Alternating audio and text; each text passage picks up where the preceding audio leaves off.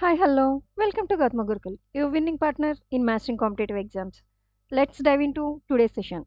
SBI Clerks Mains Mock Test. Friends నిన్న half part అయితే complete చేసాం కదా మాక్ టెస్ట్లో. సో ఇప్పుడు 16th క్వశ్చన్ నుంచి అయితే కంటిన్యూ చేద్దాం. So let's start the exam. నిన్న ఇవన్నీ ఆన్సర్ చేసాం కదా. సో మీకైతే హోంవర్క్ ఇచ్చాను 14th and 15th. చూద్దాం దాని ఆన్సర్ ఏంటో. నిన్న ఇక్కడ వరకు అయితే కంప్లీట్ చేసాం కదా. సో చూద్దాం 14th వన్ ఏంటి, ఏది ఇక్కడ the naval brimming with intricate plot twist and deeply nuanced characters captivated readers from the start to finish. It was lauded for its intellectual depth and eloquence with which the author depicted the complexities of human relationships, leaving an indelible mark on its audience. అంటే ఏం లేదు, book గురించి just ఒక novel ఉంది. So novel ఎలా ఉంటుంది ఏంటి అని చెప్పేసి అన్నారు. సో ఏది అంటే ఈ కింద వాటిల్లో ఏది నోవెల్ యొక్క మీనింగ్‌ని డిస్క్రైబ్ చేస్తుంది అని చెప్పేసనన్నారు. Shallow, intricate and tedious. So మనకి ఆన్సర్ వచ్చేసి ఇంట్రికేట్ అవుతుంది. సో నేను మీకు దీనికి ఆన్సర్ చెప్పలేదుగా. సో దీనికి ఆన్సర్ పెడదాం. సో దీనికి ఆన్సర్ వచ్చేసి సో ఇంట్రికేట్ అంటే ఓన్లీ 2 అనే ఆప్షన్ చూస్ చేయాలి. ఓన్లీ 2 ఎక్కడుంటది? ఓకే. సో ఇది ఉందిగా, ఇది దీనికి కరెక్ట్ ఆప్షన్ అయితే అవుతుంది. నెక్స్ట్ 15th వన్ చూద్దాం. సో 15th వన్ కూడా నేను చదివానుగా. Lily's approach to problem solving was often marked by her pragmatic yet innovative methods. She displayed a rare combination of practicality and creativity, managing to find solutions that were both efficient and intentive, much to the astonishment of her colleagues. అని చెప్పేసి అన్నారు. అంటే ఏం లేదు, so lilies character ఎలా ఉంది, పాజిటివ్గా ఉందా నెగిటివ్గా ఉందా, సో దేని బట్టి against the problem solving skills అని చెప్పేసి అన్నారు. సో దీనికి ఆన్సర్ వచ్చేసి both 1 and 3 pragmatic and inventive. Pragmatic 1 and 3 ఏదుంటే మనం అదే ఆన్సర్ కింద చూస్ చేసుకోవాలి. సో దీనికి బోత్ 1 and 3 సిని ఆన్సర్ కింద చూస్ చేద్దాం. వెళ్దాం నెక్స్ట్కి వెళ్దాం. నెక్స్ట్ 16th నుంచి చూద్దాం. సో 16th మనకి క్లోజ్ టెస్ట్ చూద్దాం. Cloze test and options. So cloze test and options only ఒక బ్లాంక్కి ఒక్క ఆప్షన్ అయితే కాదు. ఇక్కడ కింద ఆప్షన్స్ ఇచ్చారు కదా, 1 and 3, 2 and 4. అంటే అయితే ఒకటైనా అవ్వచ్చు, లేకపోతే 2 అయినా అవ్వచ్చు. సో మనం చూస్ చేసుకొని చేయాలి. నార్మల్గా మనకి ప్రిలిమ్స్లో అయితే ఓన్లీ ఒక బ్లాంక్కి ఒకటే ఫిట్ అయ్యేది ఉంటుంది. బట్ మెయిన్స్ స్టాండర్డ్లో కొంచెం కొంచెం డిఫికల్ట్గా ఉంటుంది. కాబట్టి మేబీ ఒకటి సెట్ అవ్వచ్చు, లేకపోతే 2 సెట్ అవ్వచ్చు. చూద్దాం. ఫస్ట్ ఆఫ్ ఆల్ దీని మీనింగ్ అయితే చూద్దాం. దాన్ని బట్టి మనకి ఒకటి సెట్ అవుతుందా 2 సెట్ అవుతాయా అనేది చూద్దాం. In the realm of modern science, the question of whether the mind can be entirely explained through biological mechanisms has become topic of intense debate. Okay, అంటే ఈ మోడ్రన్ సైన్స్ ఎరాలో మోడ్రన్ సైన్స్ ఎరాలో ఏదైతే ఉందో whether the mind can be entirely explain through, అంటే మనం ఏదైతే ఆలోచిస్తున్నామో అలాంటి ఆలోచనలు కానీ లేకపోతే థాట్స్ అండ్ ఐడియాస్ అనేవి సో బయోలాజికల్ మెకానిజం ద్వారా అర్థం చేసుకోవచ్చంట. సో ఇప్పుడు మనం ఏ ఎరాలో ఉన్నాం, మోడ్రన్ సైన్స్ ఎరాలో ఉన్నాము. సో ఈ ఎరాలో అంటే మోడ్రన్ సైన్స్ యూస్ చేసుకొని మన లోపల థింగ్స్, థాట్స్ అండ్ ఆలోచనలు అయితే ఏవైతే ఉన్నాయో సో వాటిని మనం బయోలాజికల్ మెకానిజం ద్వారా మనం అర్థం చేసుకోవచ్చు అనేది ఇప్పుడు డిబేట్లో ఉన్న ఇంటెన్స్ డిబేట్ ఉంది అని చెప్పేసి అంటున్నారు. While some neuroscientists asserts that the mind is merely a product of the brain's complex network of neurons. Okay, న్యూరోసైంటిస్టులు ఏమని చెప్పేసి అంటున్నారంటే brain is nothing but a complex structure of neurons అని చెప్పేసి అంటున్నారు. Okay, others dash the notion arguing that, అంటే others అని చెప్పేసి అంటే ఇక్కడ న్యూరోసైంటిస్టులు కాకుండా మిగతా వాళ్ళు ఎవరైతే ఉన్నారో వాళ్ళు, అంటే నార్మల్ పీపుల్ అయినా అయి ఉండొచ్చు, లేకపోతే అదర్ దెన్ స్కాలర్స్ అయినా ఉండొచ్చు, ఎవరైనా ఉండొచ్చు. The notion arguing that consciousness and self-awareness are phenomena that cannot be solely attributed to biological process. Okay, ఇక్కడ నుంచి ఇక్కడికి మీనింగ్ చూద్దాం, ఆ తర్వాత దీన్ని ఫిల్ చేద్దాం. సో ఈ మోడ్రన్ సైన్స్ ఎరాలో మైండ్ యొక్క అంటే మైండ్ అర్థం చేసుకోవడం ఇన్ ద సెన్స్ మనం ఆలోచించే ఆలోచనలు, థాట్స్ అండ్ ఐడియాస్ని ఒక బయోలాజికల్ మెకానిజం ద్వారా మనం అర్థం చేసుకోవచ్చు. ఎందుకు అని చెప్పేసి అంటే బ్రెయిన్ అనేది కేవలం ఒక కాంప్లెక్స్ స్ట్రక్చర్ ఆఫ్ న్యూరాన్స్ అంతే. దాని బదులు అదర్స్ ఏమని ఆర్గ్యూ చేస్తున్నారు అని చెప్పేసంటే consciousness and self awareness are phenomena that cannot be solely attributed to biological process. అంటే మనకి ఏదైతే కాన్షియస్‌నెస్ అని చెప్పేసి అంటాం కదా! ఆ కాన్షియస్‌నెస్ అండ్ సెల్ఫ్ అవేర్‌నెస్ అనేది ఓన్లీ బయోలాజికల్ ప్రాసెస్ ద్వారా మనం అయితే తెలుసుకోలేము అనే నోషన్ అని చెప్పేసంటే అనే ఒక ఐడియా ఉంది బయట అని చెప్పేసి అంటున్నారు. చూద్దాం. So, reject, embrace, contest and support. So, reject ఇక్కడేంటిది అంటే ఆ ఐడియాకి న్యూరో సైంటిస్టులు ఏదైతే ప్రపోజ్ చేశారో ఆ ఐడియాకి అదర్స్ రిజెక్ట్ చేశారా? ఎంబ్రాస్ చేశారా? అదేవిధంగా కంటెస్ట్ చేశారా? సపోర్ట్ చేశారా? అని చెప్పేసని అడుగుతున్నారు. సో, ఏం చేసుంటారు? అంటే ఆ ఐడియాని మనకి రిజెక్ట్ చేశారా? లేకపోతే కంటెస్ట్ అని చెప్పేసంటే కాంట్రాస్ట్ అని చెప్పేసంటాం. ఆ సెన్స్‌లో వస్తుందనమాట. అంటే వ్యతిరేకించడం సంథింగ్ అలా. ఓకే. సపోర్ట్ అయితే చేయలేదు. చేయలేదు కదా అదర్స్. ఇక్కడేంటి మనకి అదర్స్ ద నోషన్ ఏంటి అంటే ఈ కాన్షియస్‌నెస్ అండ్ సెల్ఫ్ అవేర్‌నెస్ అనేది బయోలాజికల్ ప్రాసెస్ ద్వారా మాత్రమే తెలుసుకోవచ్చు అనే దాన్ని సపోర్ట్ చేసారా? రిజెక్ట్ చేసారా? ఇక్కడ మనకి ఆర్గ్యూ చేశారు అని చెప్పేసనంటే సపోర్ట్ చేసినట్టు కాదు కదా! సో, కాబట్టి ఖచ్చితంగా ఏం చేసినట్టు? రిజెక్ట్ చేసినట్టు, అదే విధంగా కంటెస్ట్ చేసినట్టు. ఓకే. సో, రిజెక్ట్ చేసినట్టు, అదే విధంగా మనకి కంటెస్ట్ చేసినట్టు. సో, రెండిటికి బోత్ 1 అండ్ 3 ఉన్న ఆన్సర్ ఏముంది? ఇది. ఓకే. బిని మనం ఇక్కడ ఆన్సర్ కింద తీసుకోవచ్చు. టిక్ చేద్దాం దీన్ని ఆన్సరు. ఓకే. Both 1 and 3. నెక్స్ట్‌కి వెళ్దాం. ఓకే. సో, ఈ కాంటెక్స్ట్ ఇది చదువుదాం. నెక్స్ట్ 17థ్ వన్ కదా! సో, 17థ్ వన్ చూద్దాం ఎక్కడి వరకొచ్చింది. Okay. One of the most compelling arguments against this reductionist view is the subjective experience known as dash. This experience, often referred to as qualia, refers to the unique personal nature of sensory perceptions, something that cannot easily be quantified or reduced to neural activity. Proponent of perspectives maintain that consciousness must be understood as more than the sum of its physical parts. The debate surrounding okay. First meaning చూద్దాం. ఆ తర్వాత blanks fill చేసుకుంటూ వెళ్దాం. Okay. ఇక్కడ చూసామనుకో one of the most compelling arguments అంటే మనకి చాలా కంపెల్ అని చెప్పేసంటే రిజెక్ట్ చేసే ఆర్గ్యుమెంట్స్ ఏంటి అని చెప్పేసనంటే reductionist view is that subjective experience is known as okay. Subjective experience is known as dash అని చెప్పేసని ఇచ్చారు. This experience often refer to as అంటే ఏదైతే మనకి ఈ కాన్షియస్‌నెస్, సెల్ఫ్ అవేర్‌నెస్ అనేది బ్రెయిన్ ఏదైతే ఫీల్ అవుతుందో ఇక్కడ దిస్ ఎక్స్‌పీరియన్స్ అంటే ఆ ఎక్స్‌పీరియన్స్ అనమాట. ఏ ఎక్స్‌పీరియన్స్? ఏదైతే మనకి బ్రెయిన్‌లో కాన్షియస్‌నెస్ అండ్ సెల్ఫ్ అవేర్‌నెస్ అనే ఫీలింగ్ ఉంటుందో ఆ ఎక్స్‌పీరియన్స్ అనేది refer to as qualia. So, ఆ ఎక్స్‌పీరియన్స్‌ని మనం ఏమని చెప్పేసి అంటాం? క్వాలియా అని చెప్పేసి అంటాం. క్వాలియా ఇక్కడ కామా పెట్టరా? రిఫర్స్ టు అని చెప్పేసంటే క్వాలియా అని చెప్పేసి అర్థం.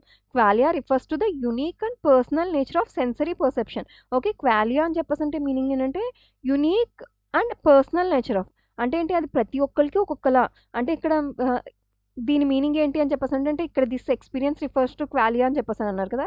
లైక్ ఒక సినిమా చూసాం. ఎనీథింగ్ ఐదర్ ఇట్స్ కామెడీ అవ్వచ్చు, లేకపోతే లవ్ స్టోరీ అవ్వచ్చు ఏదైనా గానీ ఒక్కొక్కళ్ళకి ఒక్కొక్క వేలో కనెక్ట్ అవుతుంది. సేమ్ అదే అనమాట. So, qualia refers to the unique and personal nature of sensory perceptions.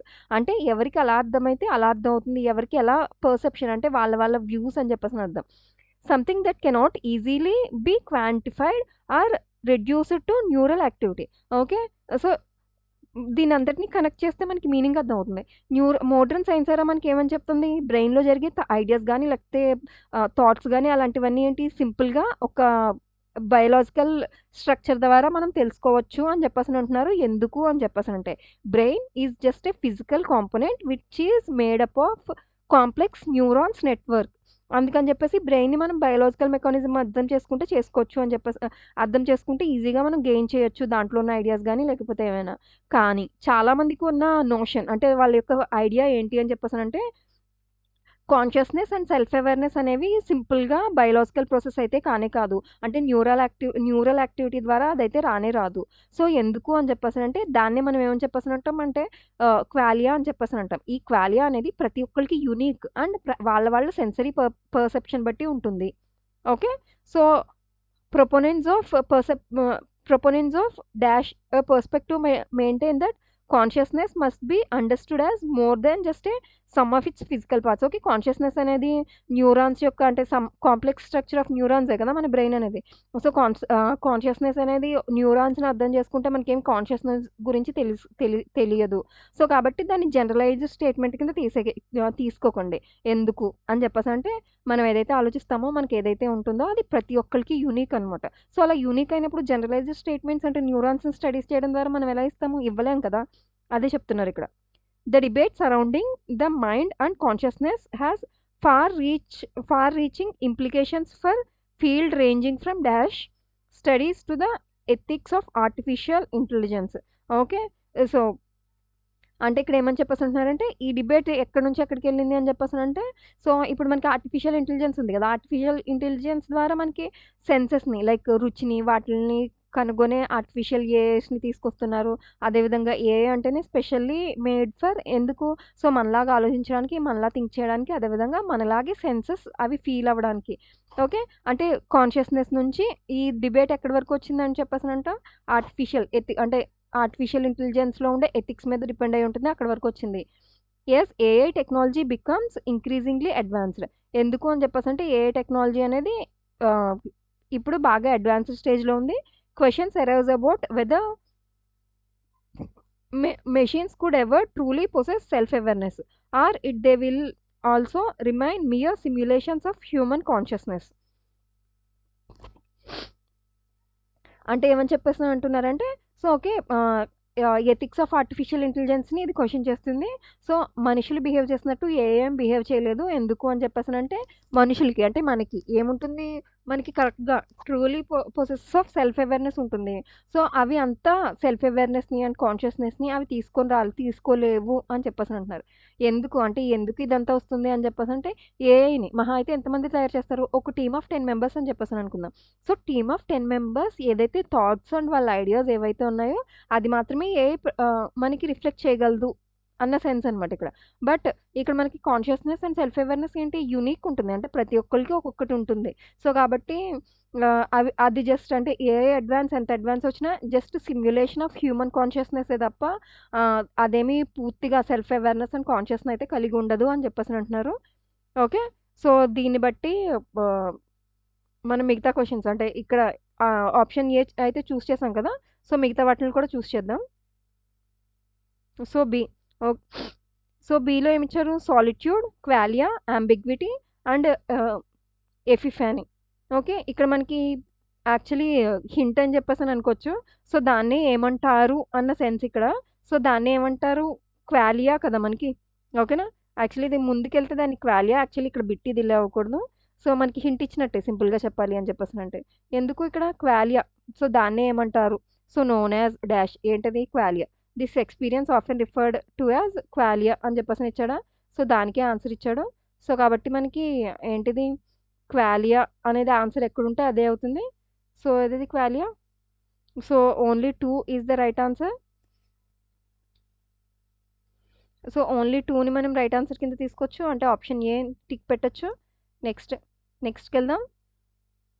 Next 18th. So reductionist, holistic, scientific and empirical. Okay, so చూద్దాం ఒకసారి పైకి వెళ్ళి ఆప్షన్ సి కదా, చూద్దాం ఎక్కడుందో. Proponents of a dash perspective maintain that consciousness must be understood as more than just a sum of physical parts. Okay, so ఏమవుతుంది దీనికి answer చూద్దాం. ఇక్కడ కింద ఆప్షన్స్ ఏమి ఇచ్చాడు అని చెప్పేసి అంటే ఓకే 19th వన్ కదా, సారీ 18th వన్ కదా. So reductionist, holistic and scientific and ephemeral. Okay, sorry empirical. So మనకి ఏమవుతుందంటే ఆన్సర్ హోలిస్టిక్ అవుతుంది. సో హోలిస్టిక్ ఆన్సర్ ఉన్నది ఏంటి? ఓన్లీ బి ఉంది. సో నేను ఓన్లీ బి ఉన్నదాన్ని తీసుకుంటాను ఆన్సర్, అదే ఓన్లీ 2 ఉన్నదాన్ని ఆన్సర్ తీసుకుంటా. సో ఆప్షన్ వచ్చేసి బి. 19th వన్ ఒకసారి ట్రై చేయండి. 19th వన్ ఒకసారి మీరు ట్రై చేయండి. నేను నెక్స్ట్ క్వశ్చన్కి వెళ్తాం. సో ఓకే 20th క్వశ్చన్ చూద్దాం. సో 20th క్వశ్చన్ అయితే చూద్దాం. 20th క్వశ్చన్ ఆన్సర్ చేసే ముందు ఒకసారి ఇక్కడ డైరెక్షన్స్ చూద్దాం. In the following questions 4 sentences are provided and you are required to evaluate the grammatical correctness of each statement and select the corresponding option that accurately represents your evaluation. అంటే ఏంటి grammatical evaluation, grammatical correctness అంటే అది answer right ఉందా wrong ఉందా అనేది మనం దాన్ని అయితే ఐడెంటిఫై చేయాలి. చూద్దాం. The teacher advise the students to complete their assignments before the deadline అని చెప్పేసి అన్నారు. So the teacher advised, okay, subject plus V2 సరిపోయింది. The students to complete 2 + V1 సరిపోయింది. Their assignments before the deadline, okay, before the deadline, okay. So అన్నీ మనకి గ్రామటికల్గా, అదేవిధంగా కాంటెక్చువల్గా అండ్ సెంటెన్స్ టెన్స్ కూడా కన్సిస్టెన్సీ అయితే మెయింటైన్ అయింది. సో కాబట్టి మనకి ఏంటిది, సో 1 అనేది కరెక్ట్ ఆప్షన్ అయింది. Next, she has been living in London for 5 years and is familiar with the culture. Okay, she has been plus living, okay, has been or have been plus living మనం perfect continuous టెన్స్లో వాడతాంగా. So ఇది present perfect continuous tense, okay. For 5 years సరిపోయింది. For మనం ఏంటి period of టైంకి వాడతాంగా. Since మనం దేనికి పాయింట్ ఆఫ్ టైంకి వాడతాం, ఇక్కడ ఫర్ ఏంటి పీరియడ్ ఆఫ్ టైంకి యూజ్ చేస్తాము. సో 5 years అనేది కంప్లీట్లీ ఒక పీరియడ్ని రిప్రజెంట్ చేస్తుంది కాబట్టి ఇది కూడా సరిపోయింది మనకి, okay. 1 and 2 correct. Next, they was planning a surprise party for their friends birthday అని చెప్పేసి అన్నారు. ఓకే, ఇక్కడ మనకి క్లియర్గా తెలిసిపోతుంది. దే, ఓకే, వజ్ వస్తుందా, దే అనేది ప్లూరల్ కదా. They were planning, okay, A surprise party for their friends birthday అని చెప్పేసి అన్నారు. ఓకే, అయినా కానీ దే వర్ ప్లానింగ్ ఎందుకు వస్తుంది, దే ఆర్ కదా, they are planning a surprise party. So కాబట్టి మనకి ఏమొస్తుంది ఇక్కడ వజ్ రాదు, ఓకే. అంటే టెన్స్ ఇన్కన్సిస్టెంట్గా ఉంది. అదేవిధంగా మనకి ఇక్కడ హెల్పింగ్ వెర్బ్ తీసుకుంటే హెల్పింగ్ వెర్బ్ కూడా సరిగ్గా లేదు. They are planning a surprise party, okay. So మనకి థర్డ్ అనేది రాంగ్ వచ్చింది. Next, the children are, okay, children are సరిపోయింది. Playing in the park when it started to rain అని చెప్పేసి అన్నారు. So when it started to rain, so children are playing in the park when it started to rain. So ఇక్కడ మనకి ఏంటిది, మనకి ఏమైంది, tense inconsistency వచ్చిందిగా మనకి వెన్ తర్వాత. సో సబ్జెక్ట్ ప్లస్ V2 ఇది సరిపోయింది. అంటే ఏంటి, స్టార్ట్ అయ్యేటప్పటికి, ఓకే, వాళ్ళు ఆడుతున్నారు అని చెప్పేసి రాదుగా. సో మనకి ఏమొస్తుంది, the children were playing in the park when it started to rain, okay. So అంటే ఏంటి, మనకి ఇక్కడ టెన్స్ ఇన్కన్సిస్టెన్సీ ఉందిగా, ఓకే. మనం చెప్తే అన్నీ ప్రజెంట్లో చెప్పాలి, లేదు అని చెప్పేసి అంటే అన్నీ పాస్ట్లో చెప్పాలి. సో ఇక్కడ ఎలాగో ఇట్ స్టార్టెడ్ టు రైన్, మనకి ఇక్కడ సబ్జెక్ట్ ప్లస్ V2 సరిపోయింది కాబట్టి ఇక్కడ మనం the children were playing in the park అని మార్చితే సరిపోతుంది. మనకి ఏమొచ్చింది answer, so 1 and 2 correct, 3 and 4 wrong. 1 and 2 incorrect ఇచ్చారు, ఇది తీసుకోకర్లేదు. 3 and 4 ఇన్కరెక్ట్. ఇక్కడ 2 and 4 కాకుండా 1 and 2 ఇచ్చి ఉంటే ఇదే ఆప్షన్ అయ్యి ఉండేది. మనకి ఇక్కడ ఇది ఏమవుతుంది ఆప్షన్, 3 and 4 రాంగ్గా. కాబట్టి మనం దీన్ని చూస్ చేసుకోవచ్చు, అంటే ఆప్షన్ డి ఉందా, దీన్ని చూస్ చేసుకోవచ్చు. Both 3 and 4 are incorrect. ఇది మనం చూస్ చేసుకుంటే సరిపోతుంది ఆప్షన్. సో బోత్ 3 and 4 కదా మనకి ఇన్కరెక్ట్ వచ్చాయి. సో ఇది అవుతుంది ఆప్షన్. నెక్స్ట్ క్వశ్చన్కి వెళ్దాం. సేమ్ 21, 22, 23 సేమ్ మోడల్, 24 కూడా సేమ్ మోడల్. సో నేను 22, 20 ఆన్సర్ చేసాంగా, 21 and 22 చెప్తాను. 23 and 24 ఒకసారి ట్రై చేయండి, చూద్దాం. 21, the team have played really well in the tournament this year అని చెప్పేసి అన్నారు. టీమ్ మనకి చూడ్డానికి ఎలా ఉంది, ద టీమ్ హ్యావ్ ప్లేడ్ అంటే ఏంటి, టీమ్ మెంబర్స్ అందరూ కూడా మంచిగా ఆడారు ఈ సంవత్సరం అని చెప్పేసి అర్థం. ఇక్కడ మనకి చూస్తే కరెక్ట్గానే ఉన్నట్టు ఉంది. బట్ ఇక్కడ ఏంటి, ఏముంది, ఇక్కడ మనకి టీమ్ ఉంది కదా, ఇక్కడ టీమ్ బదులు ద టీమ్ మెంబర్స్ అని ఇచ్చిండుంటే హ్యావ్ సరిపోయేది. బట్ ఇక్కడ టీమ్ ఇచ్చారు కదా, టీమ్ అనేది ఎలాంటి noun, collective noun. So collective noun ఉన్నప్పుడు మనకి సబ్జెక్ట్, మనకి ఇక్కడ వచ్చే హెల్పింగ్ వెర్బ్ అనేది సింగులర్లో ఉండాలా, ప్లూరల్లో ఉండాలా. సో కలెక్టివ్ నౌన్ అంటే టీం మొత్తాన్ని, అంటే టీం మెంబర్స్ అందరినీ కలిపి ఒకే గ్రూప్ కింద తీసుకుంటున్నాం కాబట్టి ఇక్కడ మనకి హ్యావ్ రాదు, హ్యాజ్ వస్తుంది. సో ఫస్ట్ ఆప్షన్ అనేది ఏమైంది, రాంగ్ అయింది. Next, he has always been fond of reading books in his free time. Fond of, liking in అని చెప్పేసి మనం యూజ్ చేస్తాం కదా, ఫిక్స్డ్ ప్రిపోజిషన్స్లో కూడా వస్తాయి మనకి. ఫాండ్ ఆఫ్ అని చెప్పేసి అంటే మీనింగ్ ఏంటి, ఇష్టం, లైకింగ్, లవ్ అని చెప్పేసి అని అర్థం. He has always been fond of reading books in his free time. So ఎలా ఉంది, సో హ్యాజ్ ఆల్వేజ్ సరిపోయింది మనకి, been fond of reading books in his free time. Okay. Tense సరిపోయింది. అన్నీ సరిపోయినాయి. ఓకే. మనకిక్కడ కాంటెక్చువల్‌గా అండ్ గ్రామటికల్‌గా కూడా కరెక్ట్ ఉందిగా. సో, 2 అనేది కరెక్ట్. నెక్స్ట్ థర్డ్ వన్ చూద్దాం. They will be meeting their colleagues tomorrow for the conference అని చెప్పేసనన్నారు. దే విల్ బీ మీటింగా? సో, నార్మల్‌గా మనకి విల్ బీ ఓకే.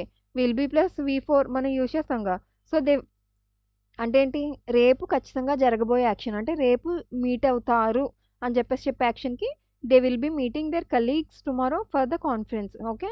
సో, మనకి tense okay. Will be plus వి4 టెన్స్ యొక్క స్ట్రక్చర్ సరిపోయింది. అండ్ టుమారో అని చెప్పేసనన్నారు. సో, టైము సరిపోయింది. అన్నీ సరిపోయినాయి. కాబట్టి 3 కూడా కరెక్ట్ అయింది. So, 1 wrong, 2 wrong, 3 wrong. Next fourth one చూద్దాం. The company is facing difficulties. The company company అనేది సింగులర్. కంపెనీ అని చెప్పేసనన్నారు. స్టాఫ్ సంథింగ్ అలా ఏమి ఇవ్వలేదు కాబట్టి కంపెనీ. కంపెనీ అనేది సింగులర్. ఈజ్ సరిపోయింది. Facing difficulties due to the increasing competition. Okay. ఇక్కడ మనకి ఏంటిది ఇంక్రీజింగ్ కాంపిటీషన్ అని చెప్పేసనంటే ఇక్కడ మనకేమి ఇక్కడ వెర్బ్‌ని ఇంక్రీజింగ్ వెర్బ్ కింద యూజ్ చేయాల. Increasing competition. ఏ టెన్స్‌లో యూజ్ చేశారు? ఇక్కడ కాంపిటీషన్ అనేది ఏమవుతుంది? నౌన్ అవుతుంది. ఇక్కడ మనకి ఇంక్రీజింగ్ చూడడానికి వెర్బ్‌లా ఉంది. కానీ అది వెర్బ్ కాదు. ఏ రోల్ ప్లే చేసింది ఇక్కడ? యాడ్జెక్టివ్ రోల్ ప్లే చేసింది. So, increasing competition. సో, ఇది కూడా సరిపోయింది. So, 2, 3 and 4 correct. 1 is incorrect. 2, 3, 4 లేదా? సో, 1 ఈజ్ ఇన్‌కరెక్ట్ ఉందిగా. సో, ఇక్కడ 1 ఈజ్ ఇన్‌కరెక్ట్ ఉంది. ఆ ఆప్షన్‌ని చూస్ చేస్తే సరిపోతుంది. అదే ఆప్షన్‌ని చూస్ చేద్దాం మనం. Only 1 is incorrect. Okay. Next క్వెషన్‌కి వెళ్దాం.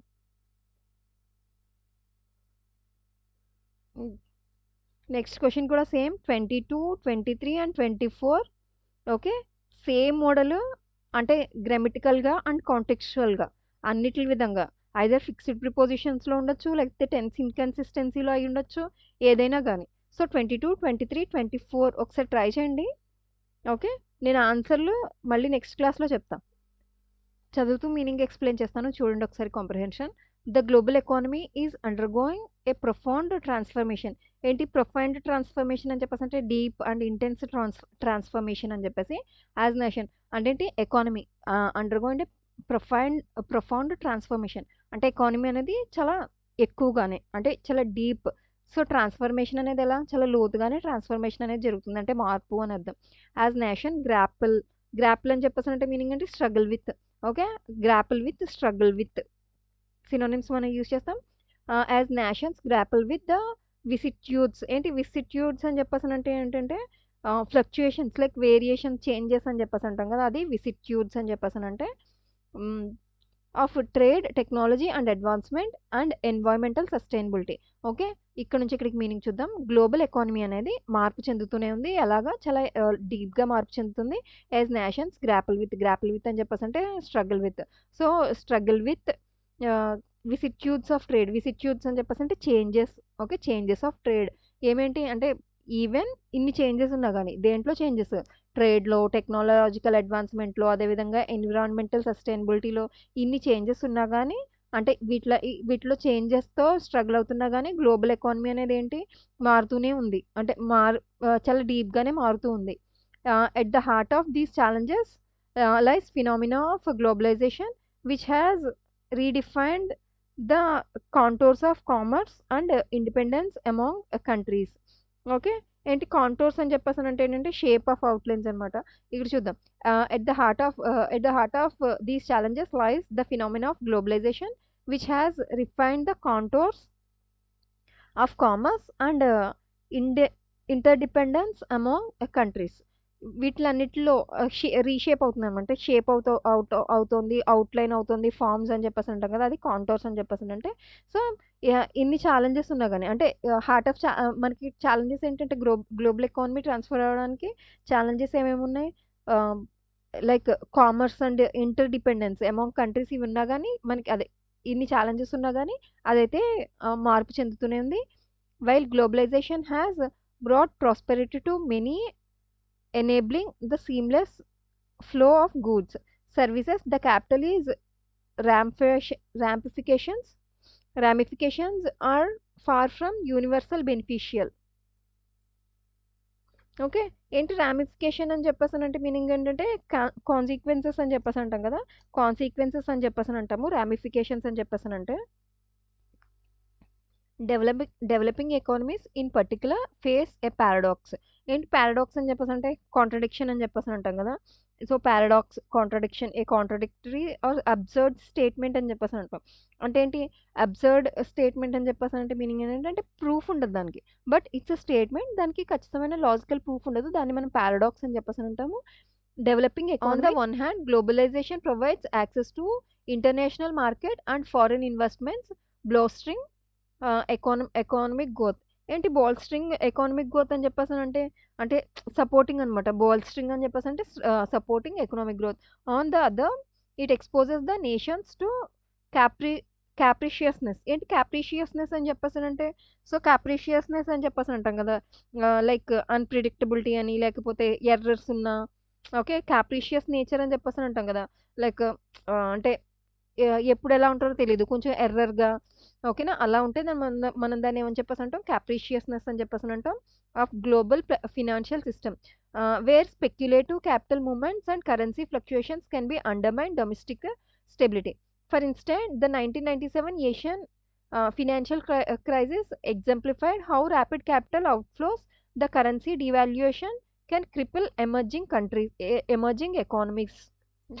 Additionally, the ascendancy of technology-driven industries has emerged a polarization in the labor market. High-skilled workers equipped to navigate the demands of the digital era are reaping substantial benefits, whereas low-skilled laborers often mm, find themselves displaced. The dichotomy exasperates income inequality and growing concerns of policymakers across the globe. Efforts to address this issue often confront resistance from powerful interest groups that benefit from the status quo. Okay. So, అంటే ఏం చెప్తున్నారు అంటే ఇక్కడ global economy అనేది మారుతూనే ఉంది. But మనకి ఏదైతే ఉన్నా అంటే కొంతమంది హై స్కిల్డ్ ఉంటారు. కొంతమంది లో స్కిల్డ్ ఉంటారు. Skilled okay. అంటే కొంతమంది చాలా ఎక్కువ స్కిల్‌ఫుల్ నేచర్ ఉంటారు. కొంతమంది చాలా అంటే అంత స్కిల్‌ఫుల్‌గా ఉండరు. వాళ్ళంత ఆహ్, స్కిల్డ్ లేబర్స్ అయ్యుండరు.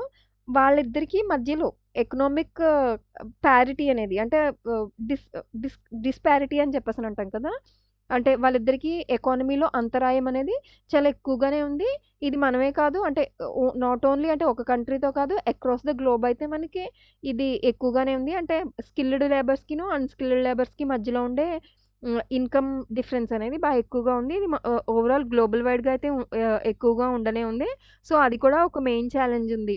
అంటే ఈ ఎకానమీ గ్లోబల్ వైడ్‌గా మారుతూనే ఉంది గానీ, దీన్ని మనమైతే మార్చలేకపోతున్నాం. అది కూడా ఒక మెయిన్ ఛాలెంజ్ ఉంది. ఎందుకు అని చెప్పేసనంటే ఇది మనకి ఏ ఎరా? సో, టెక్నాలజికల్ ఎరా ఇది. సో, అంటే ఏంటి ఏఐ అన్నీ వచ్చేస్తున్నాయి గదా! సో, అంటే ఎవరైతే కొత్త స్కిల్స్ అండ్ అవి నేర్చుకుంటారో వాళ్ళకైతే బాగానే ఉంది ఎకానమీ. అండ్ లేకపోతే మిగతా వాళ్ళకి కొంచెం అన్‌స్కిల్డ్ ఎవరైతే ఉన్నారో వాళ్ళకంత ఎకానమీ గ్రోత్ అనేది కనిపించట్లేదు అని చెప్పేసనంటున్నారు. మిగతాది ఒకసారి రీడింగ్ ఇవ్వండి. నేను క్వెషన్స్‌లోకి వెళ్తాను. చూద్దాం. ఇప్పుడు రీడింగ్ కాంప్రిహెన్షన్ అయితే ఉంది కదా! సో, రీడింగ్ కాంప్రిహెన్షన్‌ని బేస్ చేసుకొని క్వెషన్స్ అయితే ఇచ్చారు. వాటిని నేను ఆన్సర్ చేస్తాను. చూడండి మీరొకసారి 1 అండ్ 2 నేను చెప్తాను 5th అండ్ 26th మిగతాది సేమ్ ఈ ఆర్‌సి రీడింగ్ కాంప్రిహెన్షన్ ఏదైతే ఉందో దాన్ని బేస్ చేసుకొని వస్తాయి ఆన్సర్స్. ఒకసారి మీరు ట్రై చేయండి. నెక్స్ట్ క్లాస్‌లో నేను దానికి ఆన్సర్‌లు కూడా చెప్తా. చూద్దాం 25th క్వెషన్ అయితే చూద్దాం.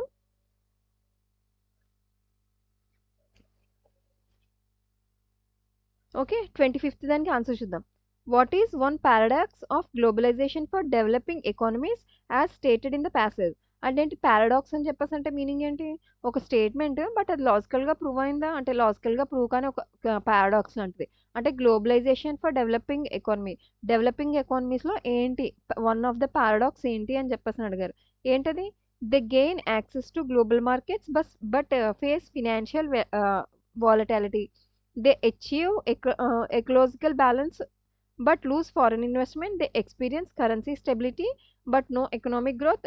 They benefit from the technological industries but suffer environmental damage. Okay. మనం చదివినంత వరకు అంటే నేను చదివినంత వరకు ప్యాసేజ్‌లో వచ్చిందేంటి? They gain access to global market but face financial వాలటాలిటీయే కదా! ఏంటంటే గ్లోబల్ మార్కెట్స్ అన్నిట్లికి యాక్సెస్ ఉంటుంది. బట్ వాళ్ళకి ఫినాన్షియల్ వాలటాలిటీ అయితే మనకు కనిపిస్తుంది అని చెప్పేసనన్నారు. సో, కాబట్టి 25థ్ దానికి ఆప్షన్ ఏని చూజ్ చేసుకోవచ్చు. నెక్స్ట్ 26థ్ అయితే చూద్దాము.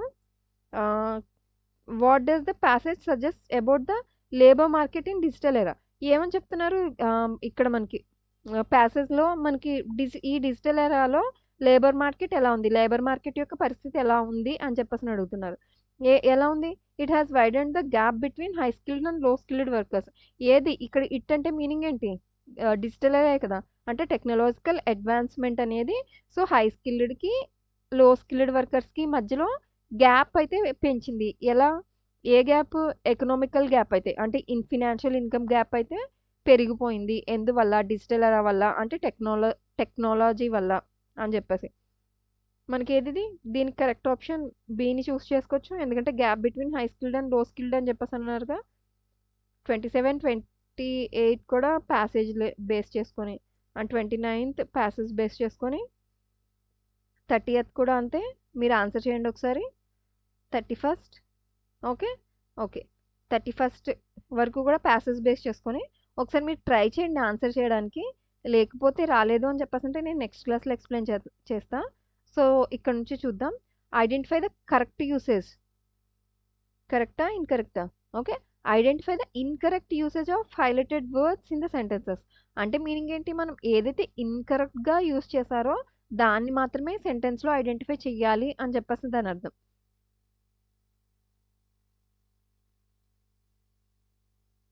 ఓకే. అంటే మనకి ఇన్‌కరెక్ట్‌గా యూజ్ చేసిందేదో అది మాత్రమే మనం యూజ్ చేయాలి.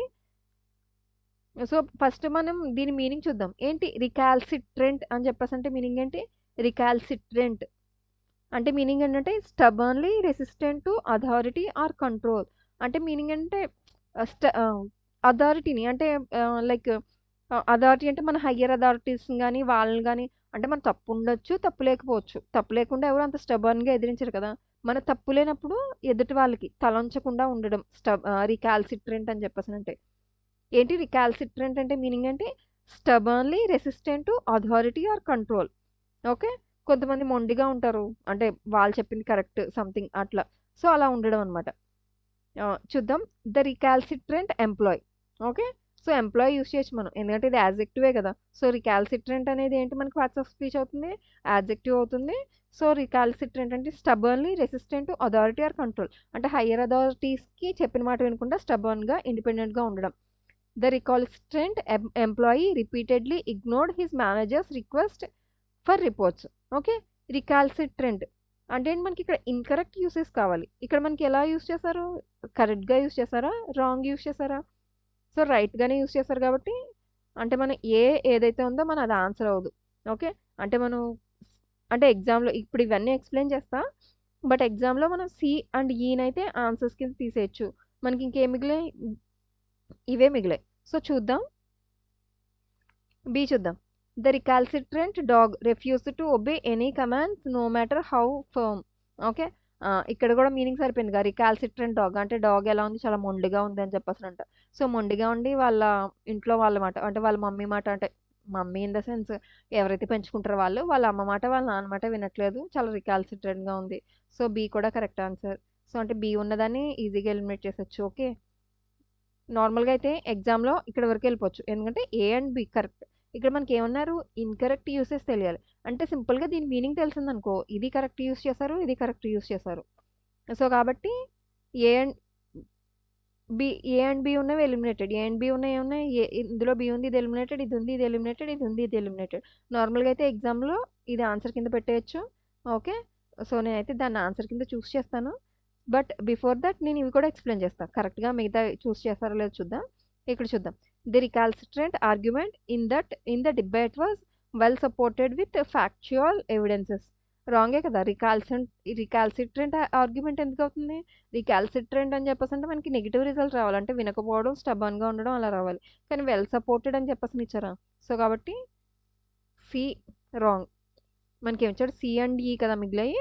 సో చూద్దాం డి రైట్ ఉందో లేదో. The recalcitrant student okay refused to attend the extra classes despite repeated warnings. Okay అంటే మనలాంటోడే అనమాట స్టూడెంట్. సో ఎన్ని వార్నింగ్స్ ఇచ్చినా కానీ ఎక్స్ట్రా క్లాసెస్కి ఓకే మేము ఫెయిల్ అయిపోతాం అయినా కానీ క్లాసులకి ఎక్స్ట్రా క్లాసులకి మాత్రం అటెండ్ అవ్వం అనమాట. అది మన రేంజ్. ఓకే అట్లా ఉంటుంది మనతోని అని చెప్పేసి అంటున్నాడు స్టూడెంట్. చూద్దాం the recalcitrant student refuse to attend the extra class despite repeated warnings ఇచ్చుకుంటే ఇచ్చుకో బట్ మనం తగ్గేదేలే ఆ స్టూడెంట్ వీడు. సో కరెక్ట్ ఇది కూడా. Next the recalcitrant manager was praised for implementing a new effective system అని చెప్పేసి అన్నారు. Okay recalcitrant manager was praised for implementing a new and effective system.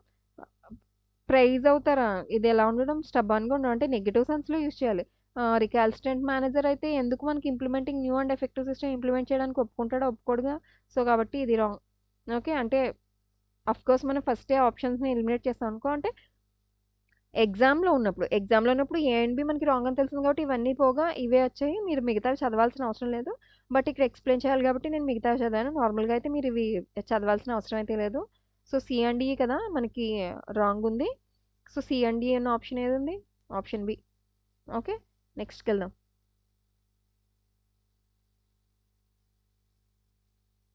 Next 32 కదా ఆన్సర్ చేసాము. సో 33 దీని మీనింగ్ చెప్తా. ఏంటి వర్డ్ ఏంటి? ఇంట్రాన్సిజెంట్. ఓకే ఇంట్రాన్సిజెంట్. ఏంటి ఇంట్రాన్సిజెంట్ అని చెప్పేసి అంటే మీనింగ్ ఏంటి? ఇంట్రాన్సిజెంట్ అని చెప్పేసి అంటే మీనింగ్ ఏంటంటే unwilling to change one's views or to agree. అంటే ఏంటి? చేంజ్ అయ్యాం ఏదేమైనా కానీ మనం అసలు తగ్గేదేలే అని చెప్పేసి అనమాట. అంటే ఏంటి? Unwilling to change one's views or to agree. అంటే మనం చేంజ్ అయ్యాం. మనం ఏదైతే ఐడియాతో ఉన్నామో అదే మాట మీద ఉండడం అనమాట ఇంట్రాన్సిజెంట్ అని చెప్పేసినంటే. ఇది మీరు ట్రై చేయండి. నెక్స్ట్కి వెళ్దాం. 34కి వెళ్దాం. ఓకే ఇది నేను ఎక్స్ప్లెయిన్ చేస్తాను. ఓకే ఏంటిది? సికఫానెటిక్. Okay sycophantic sorry. ఏంటి సికఫాంటిక్ అని చెప్పేసి అంటే మీనింగ్ ఏంటి? సైకోఫాంటిక్ కాదు అది సికఫాంటిక్. ఓకే సికఫాంటిక్ అని చెప్పేసి అంటే మీనింగ్ ఏంటి అంటే behaving in an excessively obedient or submissive way. So sycophant అని చెప్పేసి అంటే మీనింగ్ అంటే అతి వినయం దూర్త లక్షణం అని చెప్పేసి అంటాం కదా అలా అనమాట. సో ఏ వేలో ఉంటాడు? Submissive way to gain A favour. అంటే సికఫాంట్ అని చెప్పేసి అంటే మీనింగ్ ఏంటి అంటే మనం ఎవరినైనా కానీ సో ఎక్కువగా పొగడి లేకపోతే వాళ్ళకి చాలా విధేయంగా అలా ఉంటాం. ఎందుకు? మనకి వాళ్ళతో పని ఉంది లేకపోతే వాళ్ళు మనకి ఫేవర్ చేయాలి కాబట్టి ఎలా బిహేవ్ చేస్తాం మనం? చాలా ఒబీడియంట్గా అంటే ఎక్స్ట్రా ఒబీడియంట్. అతి వినయం దూర్త లక్షణం అంటారు కదా అలా అతి వినయం ప్రదర్శించడం. ఎందుకు? వాళ్ళ యొక్క ఫేవర్ని పొందాలి కాబట్టి. ఓకే అలా ఉంటే మనం దాన్ని ఏమని చెప్పేసి అంటాం? సికఫాంట్ బిహేవియర్ అని చెప్పేసి అంటాం. సో సికఫాంటిక్ అని చెప్పేసి మీనింగ్. చూద్దాం ఏమేమి ఉన్నాయో చూద్దాం. The sycophantic employee constantly praised his boss to gain favours. Okay sycophant అంటేనే దేని మీనింగ్ ఇది ప్రైజ్ చేయడం దేనికి? ఫేవర్స్ పొందడానికి. డైరెక్ట్గా ఇచ్చాడు the sycophantic employee constantly praised his boss. Okay క్లియర్గా తెలిసిపోతుంది. So A correct. Next B చూద్దాం. The sycophantic student spoke out in the class to impress his teacher. Okay so అంటే ఏంటి? మాట్లాడాడు లేకపోతే ఇరికించేస్తారు కదా. అంటే ఏంటి? లైక్ తనని ఇంప్రెస్ చేయడానికి వేరొకళ్ళని ఎదవలను చేసేసాడు లేకపోతే అలా అనమాట. సో అంటే ఏంటి? వాళ్ళ టీచర్ దగ్గర మంచి మార్కులు కొట్టడానికి స్పోక్ అవుట్. ఓకే మాట్లాడాడు. సో కాబట్టి బి కూడా కరెక్టే. నెక్స్ట్ సి చూద్దాం. His sycophantic attitude towards the new colleague seemed genuine and honest. Okay so sycophantic attitude genuine and honest అని చెప్పేసి అన్నారు. సికఫాంటిక్ మన negative way. So genuine and honest అంటే ఏంటి? Positive way. So genuine and ఆనెస్ట్గా ఉండడానికి సికఫాంటిక్గా ఉండాల్సిన అవసరం లేదుగా. ఓకే సో కాబట్టి సి అనేది రాంగ్ అయింది.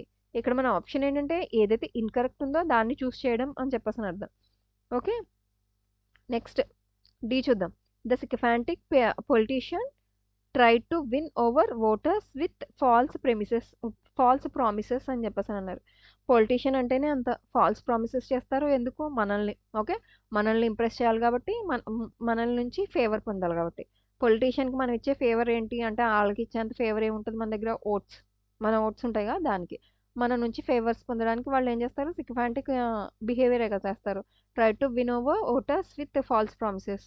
ఓకే, సో ఇది కూడా కరెక్టే. Next, the sycophantic artist never hesitated to give honest feedback to his peers. Okay, sycophant peers అని చెప్పేసి అంటే లైక్ మన కలీగ్స్ అని చెప్పేసి అంటాం కదా.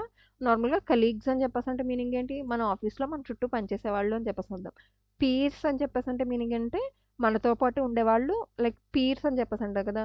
మనం ఇప్పుడు మనతో పాటు ఉండేవాళ్ళు క్లాస్మేట్స్, స్టూడెంట్స్ అనుకో, క్లాస్మేట్స్ అనో ఏదో ఒకటి అని చెప్పేసి అంటాం కదా. అలా మన తోటి వాళ్ళు, మన తోటి పని వాళ్ళని మనం ఏమని చెప్పేసి అంటే పీర్స్.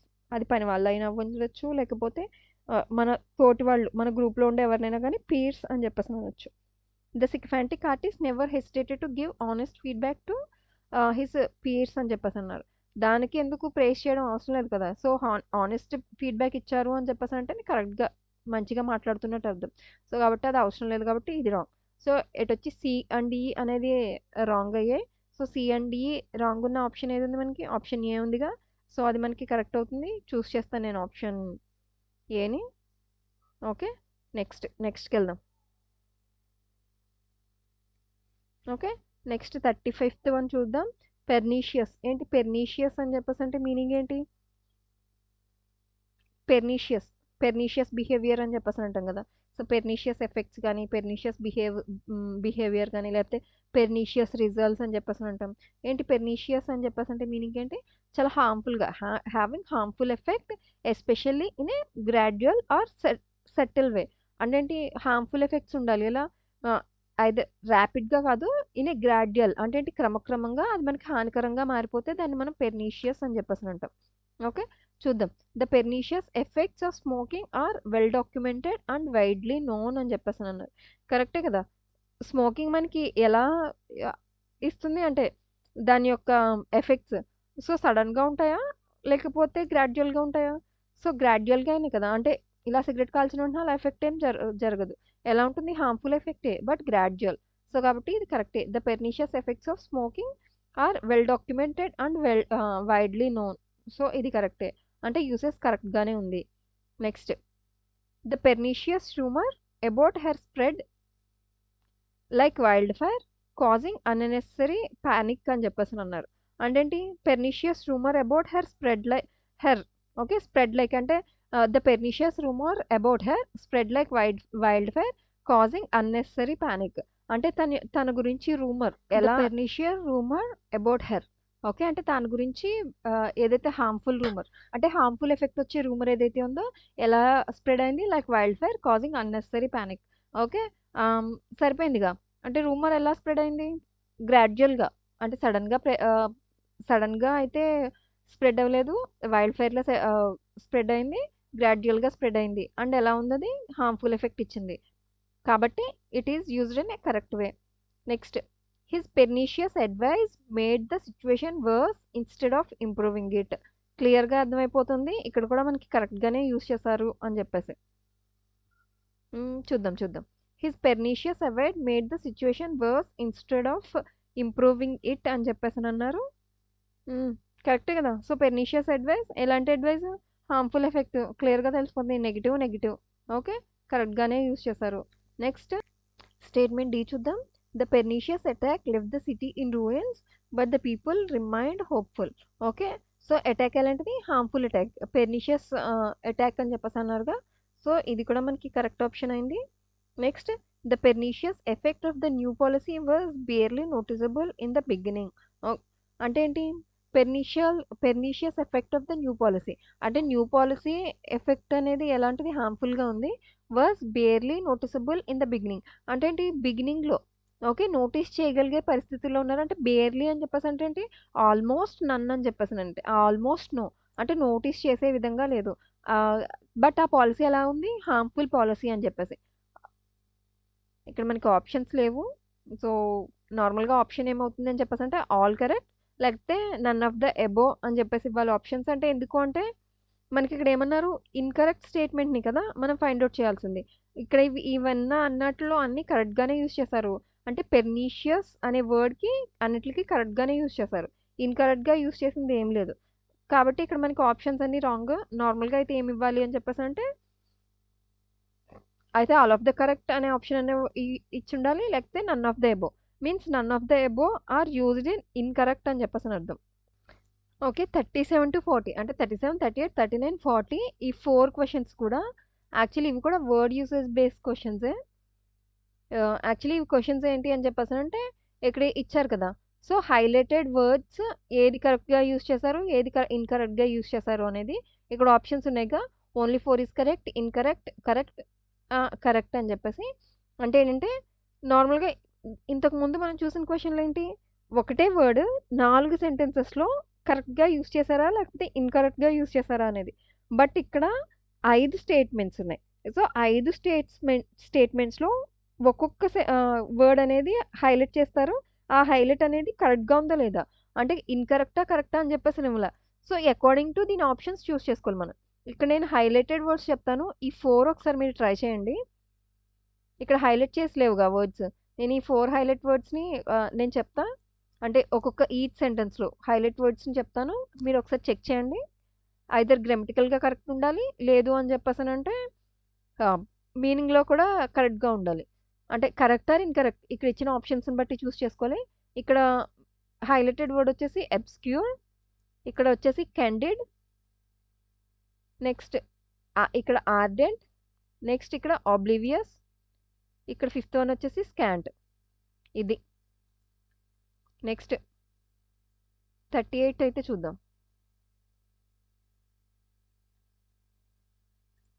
38లో హైలైటెడ్ వర్డ్స్ అయితే చూద్దాం. వివాషియస్ అండ్ టిమరస్, ఇక్కడైతే మైజర్లీ, ఇక్కడ వచ్చేసి డార్మెంట్, ఇక్కడ వచ్చేసి ఎయిమ్డ్. ఓకే. నెక్స్ట్ 39లో అయితే చూద్దాం.